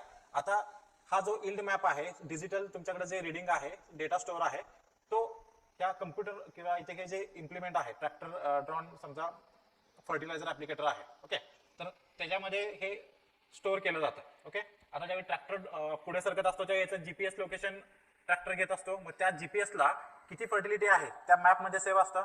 त्यानुसार समजा खूपच कमी फर्टिलिटी असेल, न्यूट्रिएंट कंटेंट कमी असेल त्या लोकेशनला, तर जास्त फर्टिलायझर अप्लाय केलं जाईल त्या पर्टिक्युलर लोकेशनला. पुढे गेला, इथं ग्रीनच्या इथं आला, जीपीएस रिडिंग सांगितलं की इथे आहात तुम्ही, इथं न्यूट्रिएंट स्टेटस जास्त आहे, सो इथं फर्टिलायझर ऍप्लिकेशन जे आहे ते खूप कमी प्रमाणात करावं लागेल, तर लगेच जे ऍप्लिकेटर असेल ते कमी फर्टिलायझर रिलीज करेल. लक्षात येतं? म्हणजे इथं व्हेरिएबल रेट आहे, त्यामुळे त्याला व्हेरिएबल रेट टेक्नॉलॉजी असं म्हटलं जातं. लक्षात येतं? सो ह्याचे पण कंपोनंट्स विचारतात. पहिला आहे कंट्रोल कंपोनंट, जे सगळं हे कंट्रोल करणार आहे, ज्याच्यामध्ये मेमरी वगैरे असेल. दुसरा आहे लोकेटर, आपण नेमकं कुठं आहोत फील्डमध्ये हे जीपीएस सांगेल, त्याला लोकेटर म्हणणार आपण. त्यानंतर ऍक्टिव्हेटर, हे महत्वाचं एक्झामच्या दृष्टीनं. इनपुट किती अप्लाय करायचं, ओके, हे ऍक्टिव्हेटर ठरवतं. म्हणजे जे काय डेटा स्टोअर्ड असतो त्यानुसार तिथली फर्टिलिटी चेक करून कमी असेल तर जास्त अप्लाय करेल. ओके, सो कंपोनंट महत्वाचे. याचा ऍप्लिकेशन काय बघा, याच्यामुळे आपण प्लांट प्रोटेक्शन जे आहेत, केमिकल्स असतील, फर्टिलायझर्स असतील, तर ते आपण व्हेरिएबल इनपुट देऊ शकतो. इरिगेशन तशा पद्धतीने देऊ शकतो, जिथं गरज आहे तिथंच. टिलेजची डेप्थ कमी जास्त करू शकतो आणि सोईंग सुद्धा आपण तसं मॅनेज करू शकतो. जिथं ऑलरेडी फर्टिलिटी आहे तिथं आपण सोईंगची डेन्सिटी हाय ठेवू शकतो. ओके, पुढचा आहे कंपोनंट किंवा टेक्नॉलॉजी लीफ कलर चार्ट. सगळ्यांना माहित आहे, that is developed by International Rice Research Institute, Philippines. 4 पॅनलमध्ये 4 कलर असतात, 6 पॅनलमध्ये 6 कलर असतात. इथं इमेज दिलेली आहे ती 6 पॅनलची आहे. लीफचं कलर कशाशी मिळतं जुळतं आहे ते बघायचं आणि त्याच्यावरून याच्यामध्ये नायट्रोजन स्टेटस किती आहे ते ठरवलं जातं. कशासाठी युटिलाइज केलं जातं? राईस, व्हीट आणि मेजसाठी नायट्रोजन कॉन्सन्ट्रेशन ठरवण्यासाठी. दुसरी एक टेक्नॉलॉजी आहे soil plant analysis development meter, SPAD meter म्हटलं जातं. 1984 ला जपानमध्ये याचा डेव्हलपमेंट झालेले आहे, रिलीज केलं गेलं वापरासाठी. त्यानंतर ह्याच्यामध्ये जे विजिबल लाईट रेंज आहे, ओके, तर त्याच्यानुसार किती क्लोरोफिल कंटेंट आहे हे मोजलं जाईल. लक्षात येत आहे? सो रिडिंगमध्ये 29 ते 32च्या दरम्यान असेल तर याच्यामध्ये फर्टिलायझर्स अप्लाय करावं लागेल. ओके, म्हणजे थोडी प्लांट टिश्यूमध्ये न्यूट्रिशन कमी दिसत आहेत असं त्याचा अर्थ होतो, त्यामुळे आपल्याला अप्लाय करावं लागतं. ओके, सो ही फिगर महत्वाची. याच्यामध्ये व्हिडिओज वगैरे आहेत पण आता आपल्याला तेवढा वेळ नाही, पुढे जाऊ आपण. पुढचा आहे लेझर लँड लेवलर. ओके, आता लेझर लँड लेवलर काय नावाचंच आहे, लेझरच्या साह्याने. इथे इमेज थोडी बघितली तुम्ही, तर हा लेझर मशीन आहे, याच्यातून लेझर ट्रान्समिट केलं जाईल. हा लेझर रिसिव्हर आहे, बरोबर. आता ह्या लेझर रिसिव्हर पण हे कशासाठी लक्षात घ्या, याच्यातून ही हाईट जी आहे ही मेंटेन ठेवली जाईल एवढीच. ओके, आणि याच्यानुसार ह्याच्यात जो ड्रॅग बकेट आहे अशा पद्धतीने हे रिसिव्हर धरला तर इथं जे ड्रॅग असा बकेट असणार आहे. ओके, आणि ही सॉईल असेल. सो इथं ट्रान्समीटर आहे, हे रिसिव्हर आहे. तर ही हाईट कायम मेंटेन केली जाते. आता जमीन तर काय सरळ नसणार, जमीन अशी पण असेल. ज्यावेळी हा इथं येईल अशा पद्धतीनं या लेवलला, त्यावेळी याची हाईट वाढत असेल तर सेन्सरच्या साहाय्यानं हाईट ऑप्टिमम केली जाईल आणि हा बकेट जो आहे तो याच्यात इन्सर्ट होईल आणि ही माती आहे हे पुढे ढकलेल. म्हणजे ही लेवल आपोआपच करेल. ती लक्षात येत आहे. याचे GIF फाईल्स वगैरे आहेत, पण आपला वेळ भरपूर जाईल त्यामुळे मी तुम्हाला एवढंच सांगतो. ओके. सो इथं पण एक्झामच्या दृष्टीने काय महत्वाचं, कंपोनंट्स कुठले कुठले आहेत. एक आहे ड्रॅग बकेट, जो माती घेऊन जाणार आहे. ओके. जिथं उंचवट आहे तिथली माती उचलून नेईल, जिथं सकल भाग आहे तिथं माती सोडून देईल. लक्षात येते. आणि पूर्ण प्लेन लेवल फील्ड तयार करेल. तो drag bucket, laser transmitter, laser receiver, control panel आणि हायड्रॉलिक सिस्टीम, ते ट्रॅक्टरचे. ओके. हे सगळे कंपोनंट झाले. याच्यामुळे ऍडव्हान्टेजेस काय काय आहेत वगैरे बघा. वॉटर युनिफॉर्मली हे होतं, इल्ड वाढतं वगैरे वगैरे. एकदा पॉज करून वाचून घ्या. ओके. पुढचा आहे सॉइल मॅपिंग. आता सॉइल मॅपिंग मध्ये काय विचारलं जाईल की स्मॉल स्केल आणि लार्ज स्केल मॅप कशाला म्हणतात असं विचारलं जाईल. आता इथं बघा की एवढ्याच एरियामध्ये अख्खा जग दाखवलेला आहे. ओके. सो याला स्मॉल स्केल मॅप म्हणतात. स्केल खूप छोटा आहे. ओके. इथं बघितलं तर याला लार्ज स्केल मॅप म्हटलं जातं. म्हणजे एक फक्त सिटी दाखवलेली आहे एवढ्याच एरियात आणि इथं अख्खं जग दाखवलेलं आहे. म्हणजे रिव्हर्स आहे, लक्षात घ्या. जिथं इथं बघा 1:8000 या स्केलमध्ये मॅप असेल तर हे जे मॅप आहे 1:8000 हे जनरली हे मॅप आहे, एखाद्या सिटीचं मॅप आहे किंवा एखाद्या एरियाचं फील्डचं मॅप असेल, स्केल असेल. ओके. तर हे जेवढं रेशो कमी तेवढं याला आपण लार्ज स्केल मॅप म्हणणार. उलटा आहे, लक्षात ठेवा. लक्षात ठेवताना उलट लक्षात ठेवा. आणि हेच उलट हे जगाचं मॅप बघायचं असेल तर स्केल खूप मोठा असणार आहे. म्हणजे 1:1 मिलियन म्हणजे एकास 10 लाख. लक्षात येतंय. म्हणजे स्केल खूपच जास्त मोठा आहे. तर याला आपण स्मॉल स्केल मॅप म्हणतो. म्हणजे बरोबर उलटा आहे. लक्षात येतं. ऑलरेडी मी तुम्हाला याच्यावरती टेस्ट सिरीज वरती क्वेश्चन काढला होता. इथं तुम्ही मॅपला पण बघू शकता. कुठल्याही मॅप मध्ये खाली स्केल दिलेला असतं. आता इथून इथपर्यंत हे 400 किमी म्हणजे काय, एवढं डिस्टन्स मॅपवरती कुठं जरी घेतला तर हे 400 किलोमीटर भरायला पाहिजे. लक्षात येत आहे. स्केल कशाला म्हणायचं, ती कॉन्सेप्ट आपल्या एक्झामच्या दृष्टीने महत्वाची आहे. त्यानंतर IoT, इंटरनेट ऑफ थिंग्स. आता ह्याला काय म्हणतात बघा. IoT, Smart Farming Solutions, is a system that is built for monitoring crop field with the help of sensors. आता इथे लक्षात घ्या, आतापर्यंत आपण क्रॉपची हेल्थ किंवा विगर बघत होतो ते ड्रोन किंवा सॅटेलाइटच्या माध्यमातून बघत होतो. आता दररोज काय सॅटेलाइट तुमच्या शेतासाठी सेपरेट काय सॅटेलाइट आपण घेऊ शकत नाही अजून तरी, तेवढा खर्च परवडणं शक्यच नाही. ओके. सो सॅटेलाइटची जी मुवमेंट असेल त्याप्रमाणे तो पुन्हा त्या लोकेशनला कधी येईल त्यावेळी पुढचा डेटा आपल्याला मिळेल. किंवा तुमचा ड्रोन जरी असेल, तुम्ही उडसूट ड्रोन उडवत बसणार आहात का, तर तेही शक्य नाही. मग मोर ॲक्युरेट किंवा रिअल टाइम डेटा क्रॉप हेल्थचा कसा मिळेल आपल्याला, तर जमिनीमध्ये आपण काही सेन्सर्स जे आहेत ते ठेवू शकतो. पुढे जाऊन आपण बघणार आहोत ते. तर त्या सिस्टीमला म्हणजे जिथं light, humidity, temperature, soil moisture, crop health real time measure करून तुम्हाला डेटा दिला जाईल. तर अशा टेक्नॉलॉजीला आपण इंटरनेट ऑफ थिंग्स म्हणतो. हे सगळं कनेक्टेड असणार आहे. ओके. इंटरनेट कसं एकमेकाला कनेक्टेड आहे, बरोबर. सो त्यामुळे त्याला इंटरनेट ऑफ थिंग्स म्हटलेलं आहे. पुढचं आहे साईट स्पेसिफिक न्यूट्रिएंट मॅनेजमेंट. म्हणजे हे व्हेरिएबल रेट टेक्नॉलॉजी सारखंच आहे. प्रत्येक स्पेसिफिक साईटची न्यूट्रिएंट रिक्वायरमेंट वेगवेगळी असणार आहे. तर त्याप्रमाणे न्यूट्रिएंट मॅनेजमेंट केलं जाईल. ओके.